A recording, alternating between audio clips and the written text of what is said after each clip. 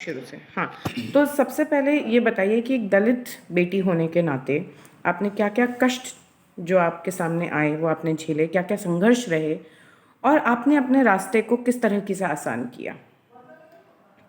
एक दलित की बेटी को और ख़ास करके एक लड़की को, जब लड़की समाज में निकलती है तो उसको बहुत सारी समस्याओं का सामना करना पड़ता है। और ऊपर से तो मैं एक लड़की, फिर एक दलित बेटी, तो मेरे पास 2 दो रास्ते थे और 2 तरीके की समस्या मेरे पास आई। एक तो मैं बेटी थी, हुँ, जिन समाज के लिए मैं कुछ अच्छा करने की कोशिश करती हूँ, वही समाज कहता है 2 दिन में भूत उतर जाएगा। 2 दिन में राजनीति करने के बाद औकात में ये लड़की आ जाएगी। ये सामंतशाही सोच घराने वाले मेरे मुंह पे बोला करते थे। हुँ, चलने दो, कब तक चलेगी। हुँ, क्योंकि मैं जिस समाज में काम करती थी, मैं चंदा मांग के काम करती थी। मेरे पास इतना नहीं था। अगर मुझे समाज को कुछ देना था तो मुझे समाज से ही सहयोग लेकर के समाज को देने की बात थी। मेरे पास हुनर था, काम करने का जज्बा था, पर मेरे पास धन नहीं था कि मैं धन खर्च करके फील्ड में पहुंच सकूं।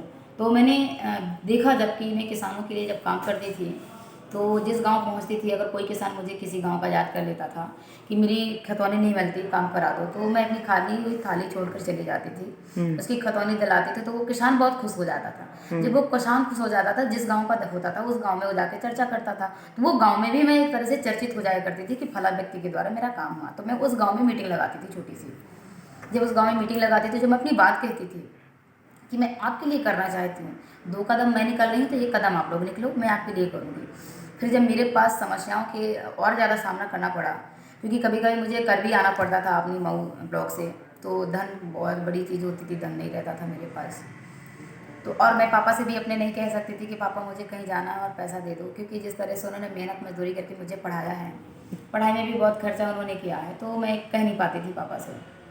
मैंने फिर किसानों से 1 मुट्ठी गेहूँ, 1 मुट्ठी चावल और 1 रुपये का सहयोग लेना स्टार्ट कर दिया।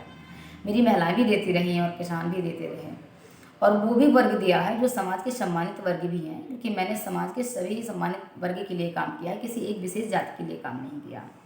तो फिर 1 मुट्ठी चावल, 1 रुपये का सहयोग लेती रही, तो आर्थिक स्थिति जो होती थी उससे थोड़ा सा समस्याओं का समाधान मेरे लिए आसानी से होने लगा।